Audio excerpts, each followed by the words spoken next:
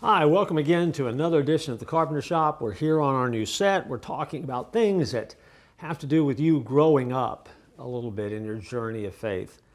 In Psalm 27, verse 9, it says this: "Do not hide your face from me. Do not turn your servant away in anger. You've been my help. Please do not leave me or forsake me. You are the God of my salvation." It's an interesting thing to read the Psalms and remember as you're reading them that the author of most of them, David, was a man who is described as a man after God's own heart. But yet, when you read this particular psalm that we just looked at, it dawns on you that there's something else going on here. Here's a man after God's own heart, but yet he feels afraid. And that's what David is writing about.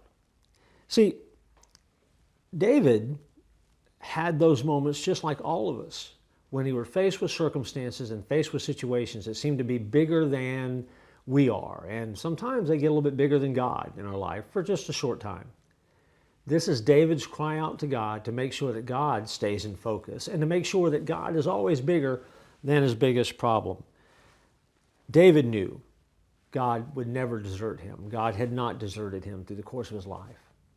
You, I, the people that you know who are serious about following God, can honestly say that God's not in the business of forgetting about us. He doesn't leave us alone. He doesn't desert us in our time of need. And yet there are times when we get our eyes off of him and we put our eyes on those things that scare us most. Sometimes fear gets the best of us. Don't let that happen. Let your love for God be stronger than your greatest fear. And when it is, you'll discover that your journey of life becomes a little bit different. And so keep your focus where it needs to be, as always. Focus on him. I look forward to joining you here again next time in the Carpenter Shop.